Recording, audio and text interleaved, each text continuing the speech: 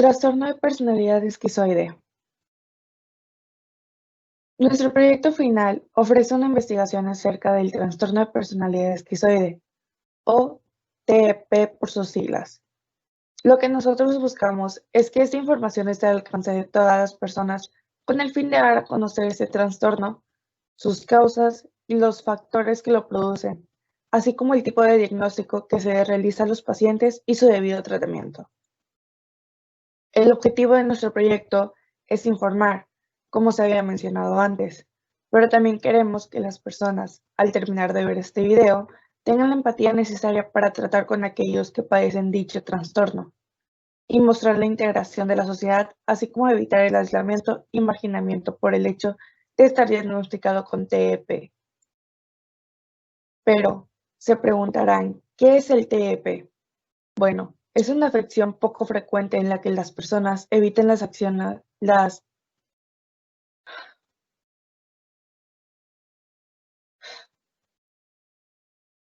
pero se preguntarán, ¿qué es el TEP? Bueno, es unas,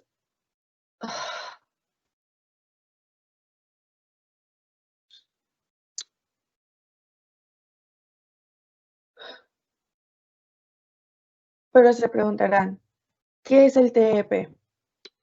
Bueno, es una afección poco frecuente en la que las personas evitan las actividades sociales y continuamente evitan las interacciones con terceros.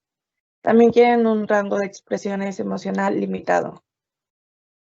Alrededor del 3,1 al 4,9% de la población general tiene un trastorno de personalidad esquizoide. Es un poco más frecuente en varones. El trastorno de personalidad esquizoide puede ser más común entre las personas con antecedentes familiares de esquizofrenia o trastorno esquizotípico de la personalidad. Las enfermedades asociadas son frecuentes. Hasta la mitad de los pacientes tuvieron al menos un episodio de depresión mayor. A menudo también tienen otros trastornos de la personalidad, más comúnmente esquizotípicos, paranoides, limítrofes o por evitación.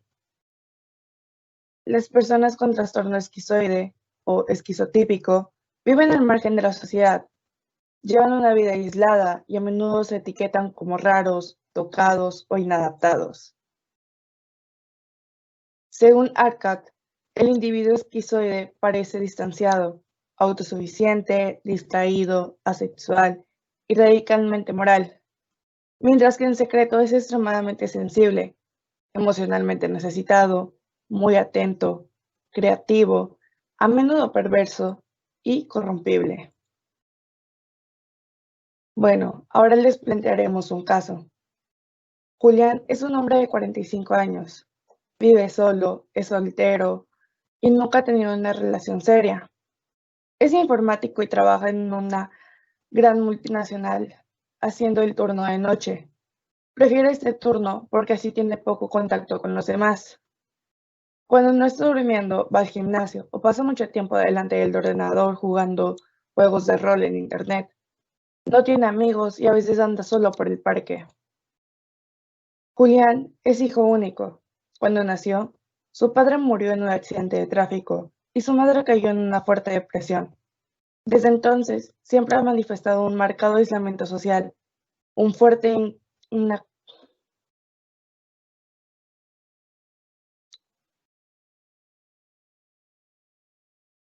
una fuerte incapacidad de relacionarse con los demás y de sentir cualquier tipo de emoción.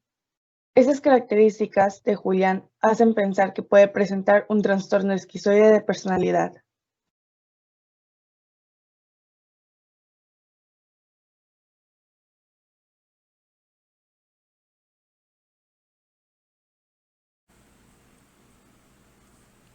Llegados a este punto, analizaremos un tema curioso, ya que en la historia del TEP, esta comparte una característica junto con el trastorno esquizotípico de personalidad. Estos dos contienen algo de controversia, ya que muchos profesionales se abstienen de preguntar quiénes son los autores que dieron a conocer esos trastornos, ya que se han dado algunas diferencias a lo largo de la historia.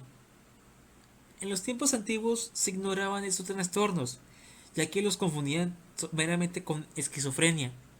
Pero analizando bien las cosas pudieron ver que hay niveles que pueden alternarse, de mayor gravedad o cerca del extremo de la normalidad.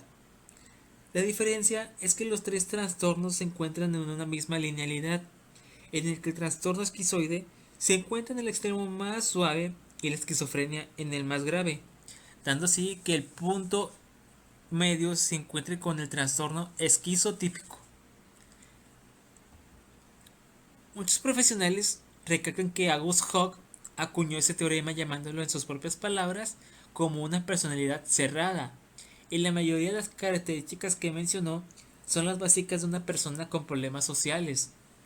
Se presenta con la timidez, desconfianza o cautela hacia otras personas y desea de vivir en un mundo imaginario por ellos mismos y olvidar el mundo real. Por el otro lado, varias personas mencionan que Eugene Bleuler dio a conocer este trastorno para dar un concepto similar a la de August Hogg, en el sentimiento de refugiarse en un mundo imaginario.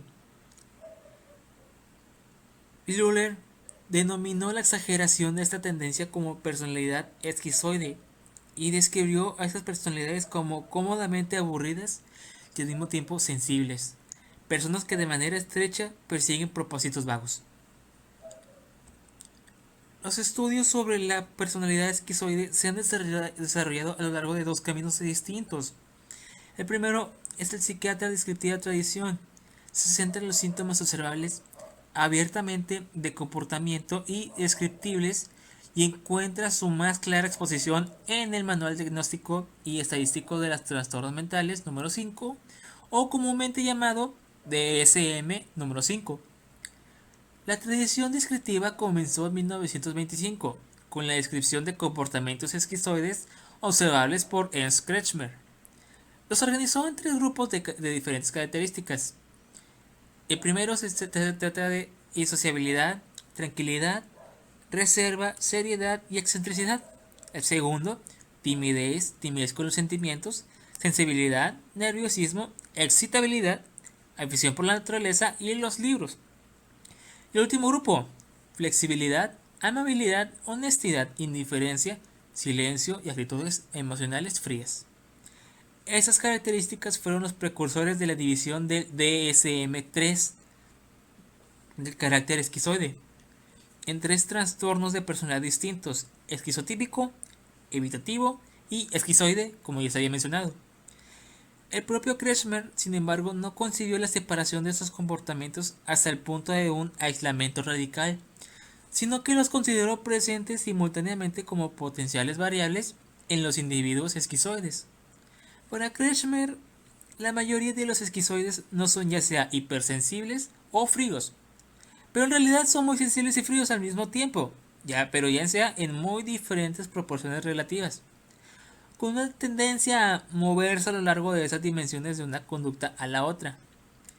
Y el segundo camino, el de la psiquiatría dinámica, comenzó en 1924 con las observaciones de Eugene Bleuler, quien observó que la persona esquizoide y la patología esquizoide no eran cosas que debían separarse. La tradición de la psiquiatría dinámica incluye la exploración de las motivaciones encubiertas o inconscientes y la estructura del carácter elaborada por la psicoanálisis clásico y la teoría de relaciones objetales. El trabajo seminal de Roland Fairbairn sobre la personalidad esquizoide, del cual se deriva la mayor parte de lo que se conoce hoy sobre los fenómenos esquizoides, se presentó en 1940. Aquí, Fairbairn delineó 4 temas esquizoides centrales. El primer tema es la necesidad de regular la distancia interpersonal como foco central de preocupación. La segunda, la capacidad de movilización de autoconservación, defensas y la autosuficiencia. El tercero, una tensión generalizada entre la necesidad de apego cargada de ansiedad y la necesidad defensiva de distancia que se manifiesta en la actitud observable como indiferencia. Y por último, una sobrevaloración del mundo el mundo interior a expensas del mundo exterior. Por último, Varias personas que tal vez conozcan sufrieron de este trastorno a lo largo de sus vidas. El primer ejemplo es observable es Vincent Van Gogh, quien también sufrió de múltiples trastornos asociados con la esquizofrenia y la neurosis, además de que padecía fobia social. El segundo ejemplo es el matemático y ganador del premio Nobel John Forbes Nash, quien además sufrió de paranoia y otros trastornos. Y por último, el ejemplo más conocido, Bruce Wayne, o también conocido como Batman. Este tiene los síntomas en que no tiene un interés en relaciones cercanas con las personas y prefiere andar solo rechazando a cualquier héroe. Pocas veces muestra emociones y le es indiferente a los halagos o críticas. Bueno, como ya se mencionó, como lo dijeron mis compañeros anteriormente, pues este trastorno eh, esquizoide de la personalidad pues es un problema que al final de cuentas afecta a la persona y se tiene que tratar. Entonces, específicamente en este apartado, pues yo les voy a hablar un poquito sobre lo que es su diagnóstico, o sea, cómo uno puede detectar eh, que la persona pues realmente sufre de este trastorno. Pues bueno, como dice aquí en la presentación, en la diapositiva, pues dice que muchas veces los trabajadores prefieren estar en una zona de laboral pues aislados. O sea, algo que no implique trabajar en equipo y que no haya mucha interrelación con otros individuos. Eh, pues algunas veces es que son más efectivos en puestos en donde no tengan ese requisito de llevarse bien con los demás, ser sociales, o sea, mostrar empatía o también de expresión de afectos. Entonces, podemos recurrir a una referencia que aplica muy bien en este ámbito. Nos estamos refiriendo a lo que dice Beck y Freeman, lo que lo establecieron en el año de 1990, que dicen que se consideran como observadores en lugar de participantes en el mundo que les rodea. Pues sí, o sea, realmente este dicho yo creo que tiene mucho que ver en este ámbito porque, pues sí, o sea, en sí las habilidades sociales es un elemento muy importante, pues para que el individuo pueda desarrollarse de una manera mejor en su sector sociolaboral. Pero pues también es también decirse que son muy poco introspectivos, porque la participación que tienen es muy superficial. Eh, pues bueno, o sea, como se dice, en trabajar en equipo, en trabajar con alguien más. O sea, no es lo mismo para ellos trabajar individualmente que andar colaborando con alguien más. Pues también, o sea, ellos se enfocan, las personas que sufren de este trastorno se enfocan mucho a las experiencias emocionales. O sea, ellos lo ven como que de una perspectiva más impersonal. Eh, Ellos utilizan la intelectualización como un mecanismo de defensa. O sea, si no me entiende si no me entiende la persona pues que ve esto, lo que quiero decir eh, lo que quiero decir es que sus expresiones afectivas pues, no van a ser las mismas que alguien que no sufre este trastorno, ¿sí? O sea, esta persona pues sí puede ofrecer este tipo de comportamiento, pero es muy raro. En la mayoría de los casos casi no pasa, porque si no, la persona con la que hace esto tiene que ser tiene que tenerle mucha confianza. Entonces, es por eso que la gente con el trastorno esquizoide de la personalidad en acontecimientos sociales casi no se involucra en ello. Evita pasar como un desapercibido. Y bueno, después tenemos lo que es el diagnóstico diferencial. Pues existen dos tipos, el de despersonalización y el de esquizofrénicos. Por un lado, el primero, eh, pues es muy vaya, una principal característica de este trastorno es la frialdad. O sea que realmente la persona es una persona muy cerrada y que no se presta para las situaciones como para ayudar o ayudarla si se encuentra en una mala situación. Y luego tenemos los que son los trastornos esquizofrénicos. Pues bueno, aquí yo creo que este trastorno es un poquito más delicado porque aquí el individuo puede sufrir alucinaciones y puede alterar realmente lo que está pasando con pensamientos que se le vienen a la mente cuando pues, realmente no están pasando. Pero todo esto es parte normal. Es un proceso por el cual pasa una persona que tiene un trastorno esquizofrénico. Y bueno, y luego tenemos lo que es la personalidad evitadora, la depresiva y la paranoide. Pues bueno, primero tenemos la evitadora. Estos, como lo mencioné aquí, eh, son es una personalidad que se caracteriza por estar aislado. El individuo eh, busca evitar estar en un ambiente rodeado de mucha gente, pero a la vez ellos no quieren no quieren sentirse menos porque también desean tener ese afecto por los demás. Más, pero más bien que deseen el afecto por los demás, el afecto de los demás hacia la persona y que su entorno lo acepte. O sea, que acepten que él es una persona pues que realmente no le gusta mucho socializar, que así es su forma de ser. Pues esta gente es indiferente a los demás, pero al final de cuentas su aislamiento es de una forma pasiva. Después tenemos lo que es la depresiva. Pues bueno, a diferencia del esquizoide, pues como su nombre lo dice, son personas que se decaen mucho y pues les pegan mucho los sentimientos. Es una persona que se pone triste, es una persona que está deprimida, sí, o sea, son ese tipo de comportamientos los que caracterizan mucho a cuando la personalidad es depresiva. Y finalmente, pues tenemos la personalidad paranoide. Bueno, cuando es personalidad paranoide, pues como dice aquí que el esquizoide no presenta la suspicacia y la ideación eh, delirante de las personas paranoides. O sea, esto quiere decirse que a pesar del aislamiento social común de sus personalidades, pues la persona sigue teniendo ese comportamiento que hace que tenga ese tipo de personalidad.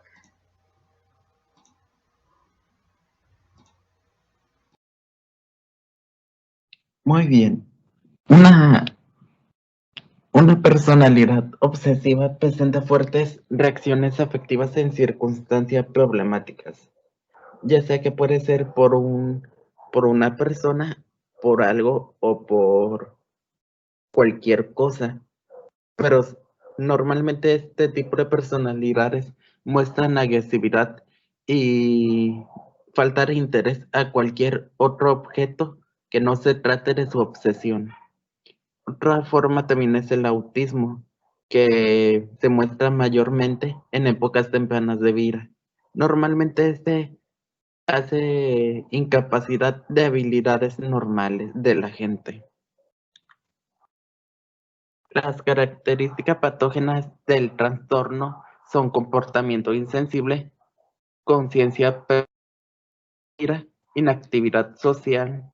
Básicamente provoca que el ser o la persona, mejor dicho, no tenga capacidades para establecer relaciones sociales.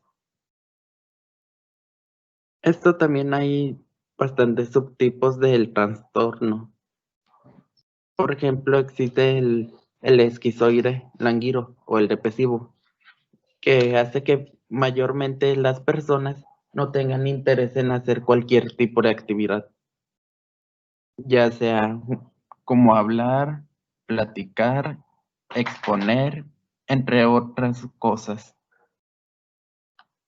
Normalmente se muestran estos con fatiga y debilidad al día. También está el esquizoide embotaro, el compulsivo, que tiene deficiencia emocional, incapacidad para establecer un carácter social. Este mayormente tiene mucha hostilidad a cualquier tipo de persona que no sufra del trastorno. También hay otro tipo de que se le conoce como esquizoide distante. Estos mayormente prefieren mantener un apartado a las personas, ya sea como por zona, desde vista, incluso desde interacción.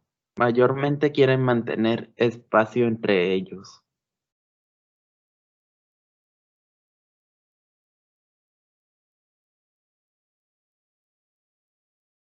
Y siempre se van a ver como alguien que no son, que no cumplen con sus expectativas. Van a tener una autoestima muy baja y van a ser autodespreciativos. Y el último tipo, el esquizoide despersonalizado o esquizotípico, parece de una completa realidad interna que lo sitúa más en un aislamiento, pero no están absortos de nada en particular. Es como si estuvieran más en sus pensamientos que en el mundo real, ya sea por diferentes causas que en los pensamientos o algo que le pase en el entorno físico. Las causas pueden ser variadas, en especial se piensa de que pasa a la edad de infantes, ya sea por un dependimiento familiar, social o económico. Puede desempeñar el papel de trastorno, incluso un solo evento. Uno de los factores de riesgo que pudo haber ocasionado la causa es que tu madre o cualquier figura superior haya sufrido de esta personalidad, ya que puede ser hereditaria. También incluso tener a familiares negligentes o con falta de emociones pueden provocar esto.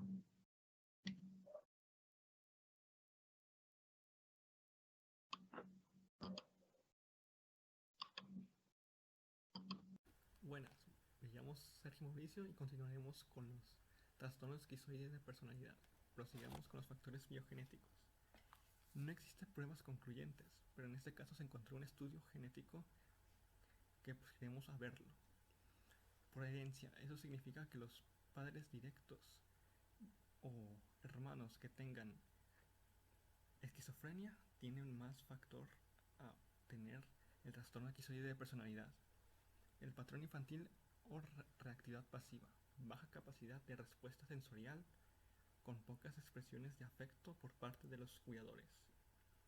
Estructura corporal, la mayoría son delgados y frágiles, tendientes a reservar sus energías.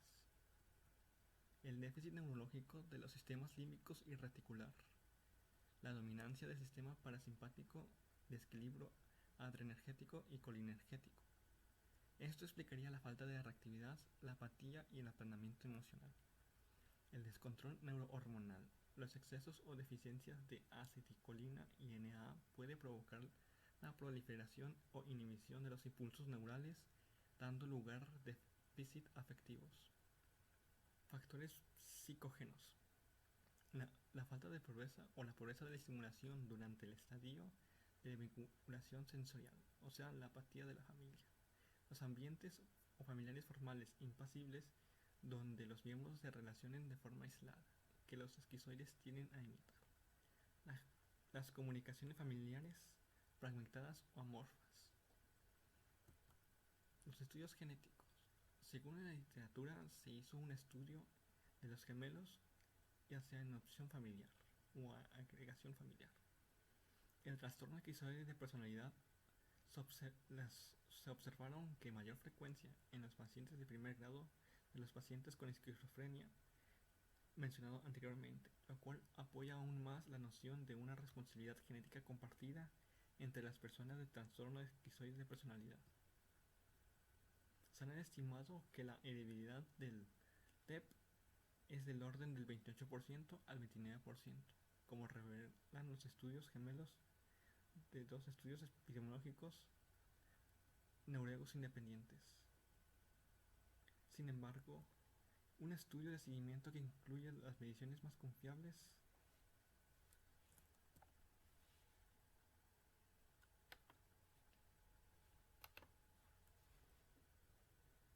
estudios genéticos. Según en la literatura, se hizo un estudio en gemelos y a las familias en ambiente de adopción familiar. El trastorno esquizoide de personalidad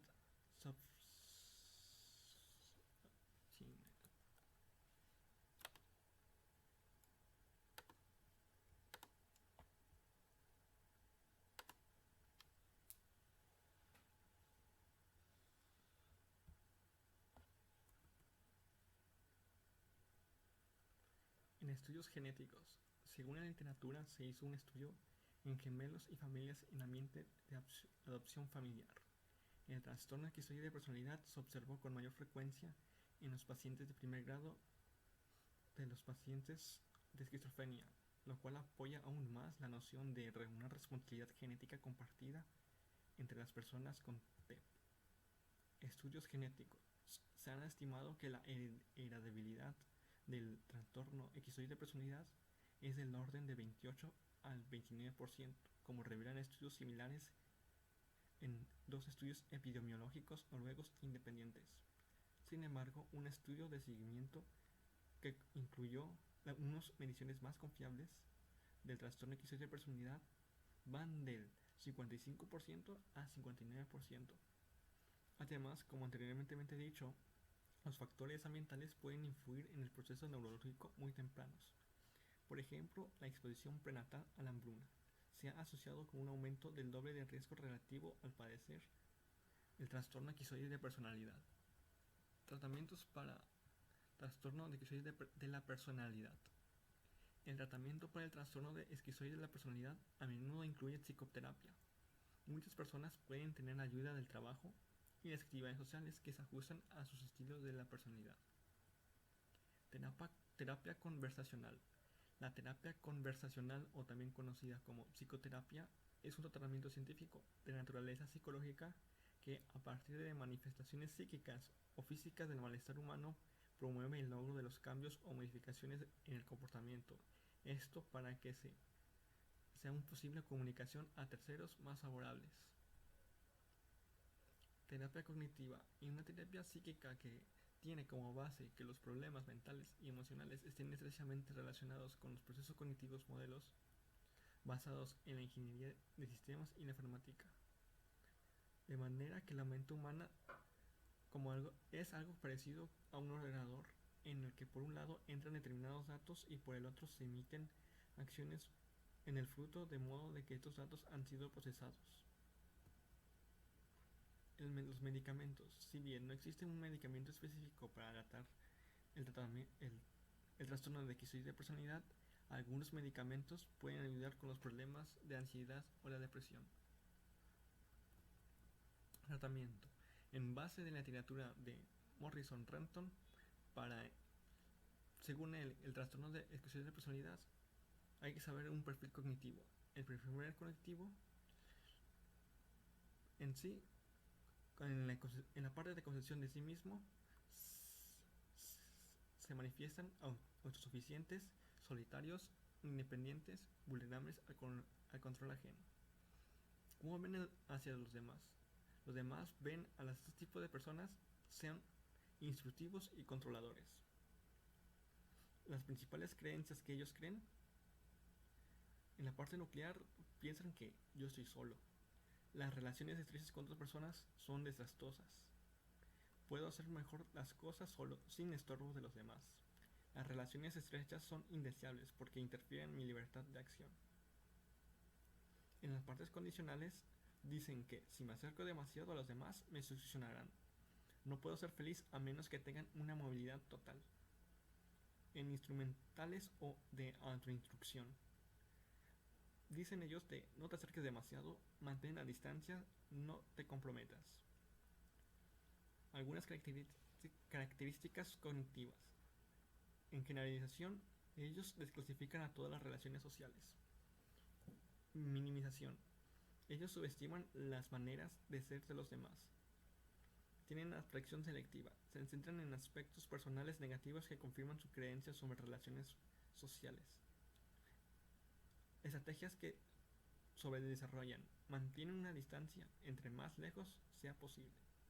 Unirse a los demás solamente por razones específicas u obligaciones de manera temporal sin comprometerse con ellos. El curso de tratamiento.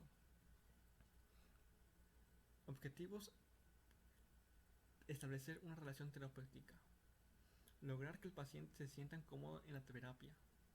Su técnica es examinar abiertamente las ventajas y desventajas de la terapia. Luego de la primera sesión se puede impartir como tarea para la casa que realicen con cuadros al respecto. No se nos tiene que forzar respuestas afectivas de la persona con TEP. Cuidar las reacciones propias respecto a las creencias del cliente o del paciente, mejor dicho. Trabajar y controlar las reacciones propias afectivas frente a las creencias del paciente en contra de relaciones íntimas para que la terapia proceda de manera colaborativa. El siguiente objetivo es estructurar las sesiones de terapia. Identificar las áreas o problemas de oportunidad que se van a hablar. Se negocia una lista de problemas y objetivos en colaboración mutua, sugestionando para comenzar por problemas de ansiedad. Elicitar información de manera socrática y colaborativa. Nunca especular ni establecer unilateralmente los objetivos. Ser paciente a las iniciativas del paciente. El otro objetivo es comenzar el trabajo con los problemas que se hayan acordado. Debido a las usualmente que no priorizan problemas cognitivos típicos de este trastorno, es posible comenzar a examinar las creencias subyacentes a medida que se trabajan con los problemas abordados. Profundizar mediante el diálogo socrático en las situaciones al paciente que le generan ansiedad. El otro objetivo es identificar o modificar las creencias disfuncionales subyacentes. Identificar las situaciones donde el paciente restringe su afecto. Su tratamiento es examinar la conducta autoprotectiva del paciente, ayudar al paciente a elaborar una lista de situaciones donde se siente ansiedad y se ensimisma consecuentemente, realizar experimentos conductuales para modificar la respuesta e identificar la creencia escondiendo mis emociones de estoy a salvo. Un recuadro de creencias nucleares y tener en cuenta que es probable que el paciente la reconozca, pero no mire su efecto perjudicial. Este es otro objetivo. En forma de tratamiento, se desafía las creencias típicas del trastorno en la sesión, mediante el diálogo socrático y nunca confrontar directamente. Dar tareas para la casa que pongan a prueba los efectos de estas creencias. Explicar el modelo cognitivo mediante la psicoeducación. En pos el paciente relacione sus creencias con sus emociones y conductas. Realizar un registro de pensamiento y buscar alternativas. El siguiente objetivo es identificar las dificultades que pueden surgir en realización de tareas. Su tratamiento es incluir una columna de dificultades en registro de pensamientos automáticos, realizar experimentos conductuales para poner a prueba estas creencias y reemplazarlas por otras creencias más funcionales. El siguiente objetivo es trabajar sobre relaciones sociales que identifican y trabajan sobre los objetivos sociales del paciente, formación de amistades y relaciones íntimas. Su tratamiento es realizar una lista de situaciones sociales que el paciente desee cambiar, para planear tareas graduales para conseguir dichas situaciones, previniendo la posibilidad de que no todas sean exitosas. Mi compañero sigue hacer una entrevista con una psicóloga. Le dejo el poder de la palabra a mi compañero.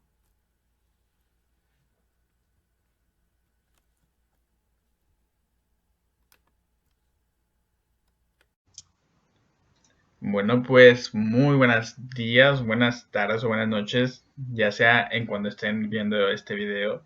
Pues mi nombre es Oscar y en esta ocasión vamos a entrevistar a una psicóloga respecto al tema que decidimos investigar, que se nos hizo un tema muy interesante y pues queremos como objetivo enseñarles a ustedes, los que estén viendo este video, pues un poquito más sobre este tema y en qué se basa y cómo se desarrolla. Entonces, hoy nos encontramos con la psicóloga Norma, ¿verdad?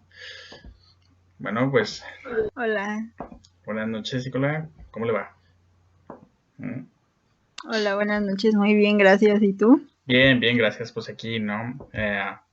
Abarcando este tema que, pues bueno, es muy importante y pues tenemos que saber. Bueno, y cuéntanos, Norma, ¿tú de qué eres egresada? Yo soy egresada de la Universidad Autónoma Metropolitana, fue del plantel Xochimilco y egresé en el año 2017, o sea, no tiene mucho. Y pues de psicología clínica, pues he ejercido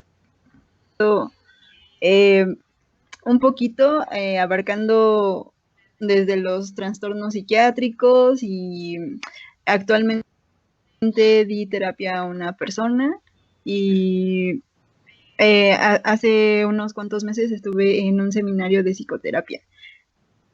Entonces, esa es un poquito mi formación en la parte de la psicología clínica. Muy bien. Bueno, pues muchas gracias. Entonces, sin más retraso, pues empezar con un poquito, ¿no? Te voy a hacer unas preguntas respecto al tema este de Claro. trastorno esquizoide de la personalidad. Bueno, ¿qué Okay. sabe sobre el tema usted? Bueno, la personalidad de trastorno esquizoide es sé que es un tema psiquiátrico, sin embargo en psicología se denomina como sí, o sea, un trastorno, pero en psiquiatría me parece que se llama formas menores de esquizofrenia, ¿no? Este trastorno como tal es como un derivado de la esquizofrenia, ¿no? Porque de la esquizofrenia se diferencian varios tipos, entonces es como tirándole al autismo, porque es un trastorno donde la persona se contrae mucho y, bueno, más que nada la esquizofrenia se identifica por tener como que una pérdida de la realidad, ¿no? O sea, puede haber varios tipos de este trastorno, varios grados más bien. Ok, bueno, pues muchas gracias. Pues sí, o sea, entonces podemos decir que una persona que tiene sobre este trastorno, pues realmente es muy importante el ayudarla porque sí puede perjudicar bastante en su vida diaria, ¿verdad? Entonces, a esto, Pues sí. adelante, adelante. No, sí. Lo que pasa es que puede ser como que variado, ¿no? O sea, el trastorno esquizoide puede ser desde una persona funcional que no sabemos que tiene el trastorno y que solo tiene como indicativos, y hasta el grado ya más grave, que sería como que la pérdida total de la reinserción social o el aislamiento completo, y ahí sí ya necesitaría como un internamiento. Entonces va como por grados. Ok, muchas gracias. Otra pregunta que tengo aquí es, ¿cuáles pueden ser las posibles soluciones? Bueno, no soluciones, eso mejor lo hago al final. Más bien, ¿cuál es tu experiencia con este tipo de trastorno? O sea, no sé, has abarcado investigaciones sobre esto, has tenido pacientes, o no sé, cuéntanos un poquito sobre eso. Sí, bueno, estuve como servicio social casi por un año con personas con trastornos mentales graves en una comunidad terapéutica que se llama Casa Azul. Entonces aquí me encontré con varios pacientes que tenían este tipo de trastorno precisamente. Bueno, unos un poco más graves que otros, pero se caracterizaban más que nada por el retraimiento social, las alucinaciones, los delirios, y eso en casos más graves, ¿no? En casos muy leves, estaban internados con personas que solamente tenían como un enfrentamiento ante la autoridad, eran impulsivos, eran hipocondríacos. O sea, esas son como que las formas más leves. Ya cuando se pierde la realidad del tiempo y espacio es cuando empieza a ser pues el trastorno un poco más grave. Entonces, esta fue como que mi acercamiento más fuerte que he tenido con esta personalidad. En realidad, en terapias, la gente acude con un grado como de neurosis, ¿no? Una neurosis que podríamos decir que es como normal, pero que ya les está afectando en su vida diaria, ¿no? Entonces, bueno, algo importante, ¿cómo se distingue que este trastorno te está afectando, ¿no? Es cuando ya no puedes hacer tu vida normal o en tu entorno, muchas personas, tus amigos, tus papás, tus hermanos, te empiezan a decir, oye, como que estás teniendo estas actitudes malas, no sé, te estás retrayendo mucho socialmente, todo eso, entonces son como indicativos, ¿no? Pero punto importante, siempre se tiene que ser diagnosticado por un profesional. O sea, nunca hacer como que uno mismo especulaciones o algo así. Si uno siente que tiene algo mal, siempre acudir a un psicólogo, psiquiatra, un profesional. ¿Usted considera que en particular, este tipo de trastorno es algo grave?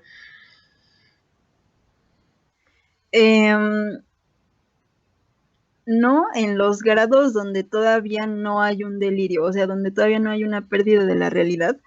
Me parece que puede ser funcional, sin embargo, sí es necesario acudir siempre a un psicólogo. Es difícil detectarlo porque la misma persona, es también difícil que la misma persona detecte que tiene este trastorno, ¿no? Se podría detectar si la familia ha tenido, bueno, si ha tenido antecedentes familiares con esquizofrenia o con algún tipo de este trastorno para saber si es indicativo, nos podría decir si la persona va a ser tendiente a desarrollar este tipo de trastorno y cómo le puede ir afectando, ¿no? Porque puede ir siendo progresivo o puede que se quede así funcional y vivir su vida cotidianamente, ¿no? Es grave cuando, como lo dije anterior, el paciente, a la persona ya le empieza a afectar en su vida diaria, ¿no? O sea, ya no puede ejecutar varias tareas cotidianas, ya no puede ir a trabajar por el retraimiento social,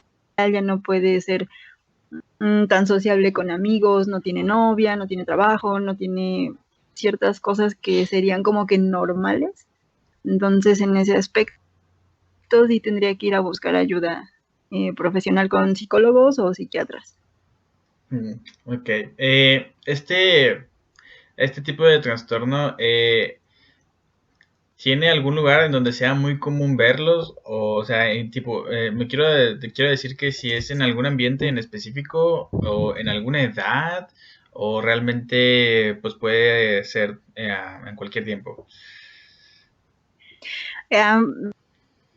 Pues sí es bien interesante esa pregunta, ¿no? Porque generalmente se ha visto que este trastorno se da más como que en un entorno sociocultural más complejo que en los países menos desarrollados, ¿no? O sea, en una cultura más compleja porque hay más estrés, hay más presión social sobre el humano, sobre el éxito, sobre ser exitosos, todo eso, las nuevas formas de pensar, todo eso como que este tipo de sociedades que van como muy industrializadas muy rápido hacen que las personas tengan un nivel mayor de estrés.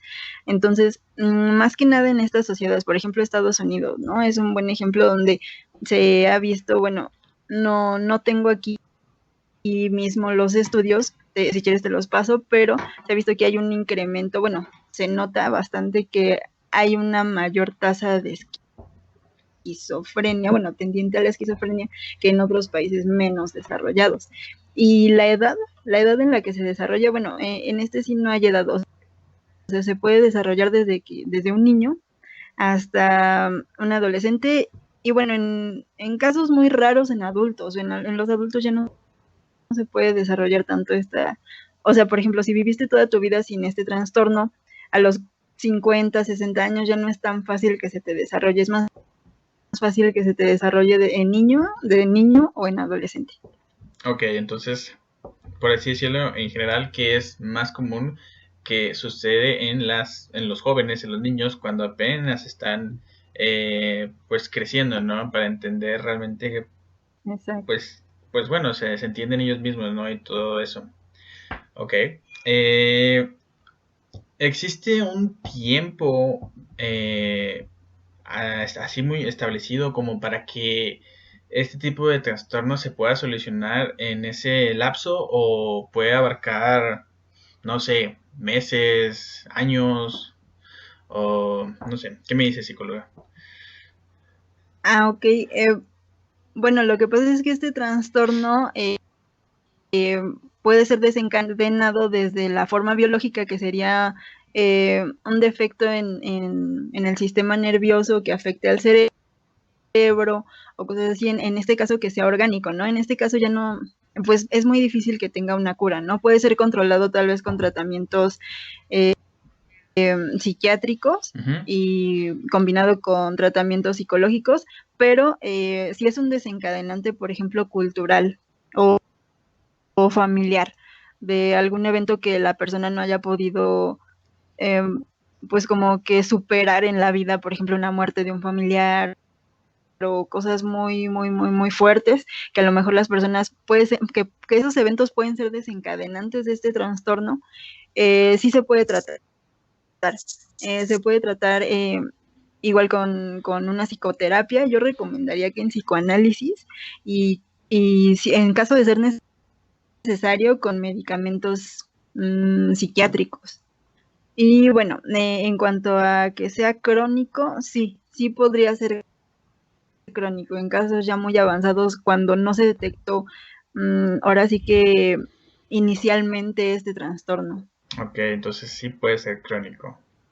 Bueno, entonces es por Sí. eso que le haber hecho esta pregunta, pues es por eso que quería hacer consecutivamente pues esta pregunta ya pues es la última y era sobre cuáles son las soluciones que uno como psicólogo le puede dar a una persona, a un paciente que sufre de ese trastorno, pues para que pueda salir pues de esta situación. Claro, sí es buena pregunta, o sea, como uno como psicólogo, ¿cómo podría intervenir en este caso, no? Yo opinaría que la psicoterapia individual al paciente más la psicoterapia familiar, porque al tener un familiar con este trastorno, puede ser que el desencadenante esté incluido en la familia o que este familiar desencadene otro tipo de trastornos en la familia. Es como un núcleo, ¿no? Que todo se conecta. Entonces, yo creo que aplicaría estas dos terapias para que pues salga lo menor posible afectado tanto el paciente como y progresivamente que vaya mejorando, ¿no? Y obviamente pues igual a la par hacer equipo con los psiquiatras y en caso de ser necesario. Ok, bueno, pues muchas gracias psicóloga por darnos un poquito de su tiempo y explicarnos un poquito sobre realmente en qué consiste este trastorno. Y pues bueno, esperemos que esta entrevista pues al final de cuentas sea pues de ayuda educativa para toda esa gente que quiere entender un poquito más sobre el tema y pues que que no sabe realmente pues cómo es que se desarrolla en nuestras vidas, ¿sí? Entonces, Claro, pues no, que gracias a adelante, ti adelante. por invitarme. No, gracias, gracias. Pues bueno, entonces, pues muchas gracias por su tiempo y pues ahí nos estamos hablando. Ok, muchas gracias a ti, que estés muy bien. Gracias, igual.